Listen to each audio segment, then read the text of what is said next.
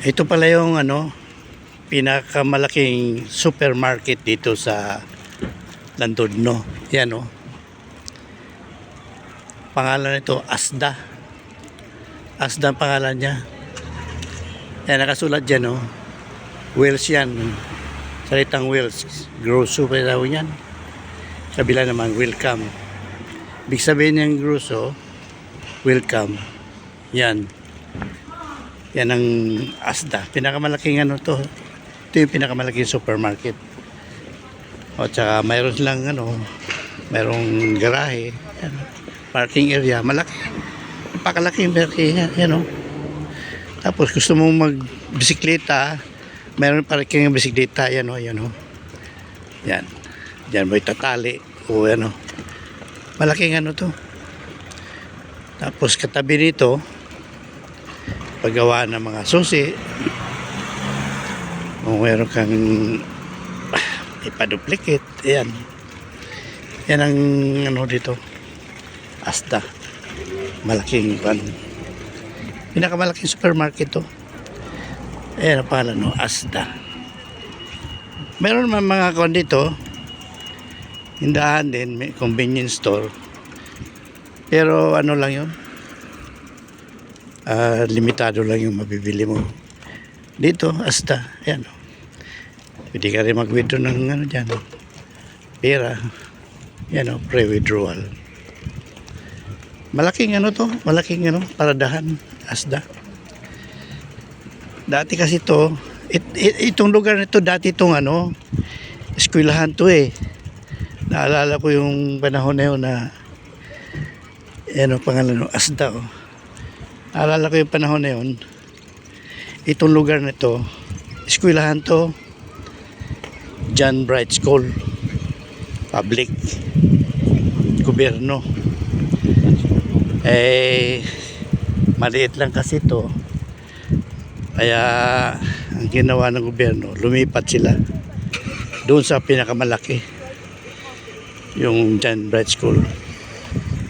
Naalala ko yun dito kasi yung si Pac, yung tao nito, si Eddie at pati ni Tis, nagtrabaho dito yan, janitor. Pagkagaling niya doon sa isang trabaho, pupunta siya dito, tatrabaho din siya dito. Yan, dito yun. Yan. Yan ang trabaho niya dito. Inasama niya ako. Minsan sinasama niya, sama ka John, sabi sa akin. Ako naman, sama ako.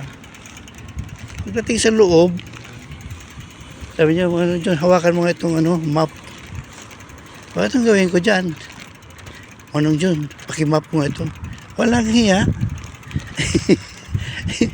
Pinagmamap ako. Alam mo naman ako mabait naman ako.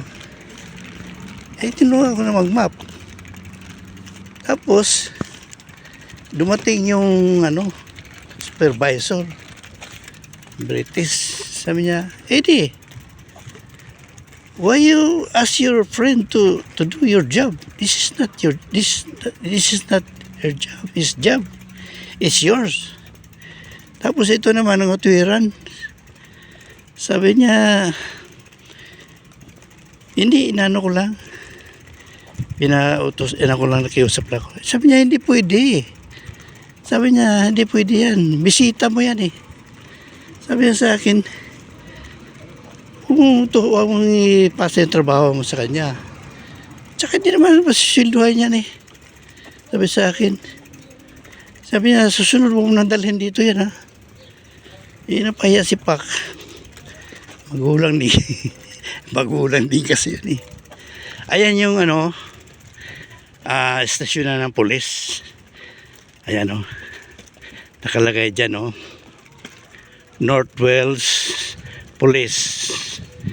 Sa itaas naman nakasulat dyan Hidlo.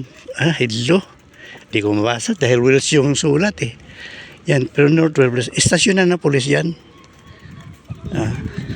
Yun lang. Tapos kabila dito, yan, meron kang gusto kang mag-aral ng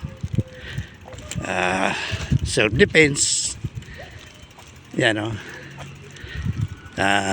martial art, Science Thomas martial art, yan, pwede ka mag-aral dyan. Pag nagutom ka na, tapos mo mag-self-defense, ang katabi niyan, may katabi din siyang London No Grills. Mga burger, pizza, kebab. Gusto ko kumain dyan. Para, siyempre, gugutom ka, di ba? Yan. Tapos, pwede ka rin mag-aral dyan ng mga circus-circus. Yan, katabi yun, Pagkatapos mo circus-circus, kung gusto mo patato ka rin. Ayan, tato. Yan yung dyan. Ito yung police, sabi ko sa'yo. Yung Northwell Police Station. Ito yun. Ayan. So, yun lang. Tira. At babalik na ako sa bahay.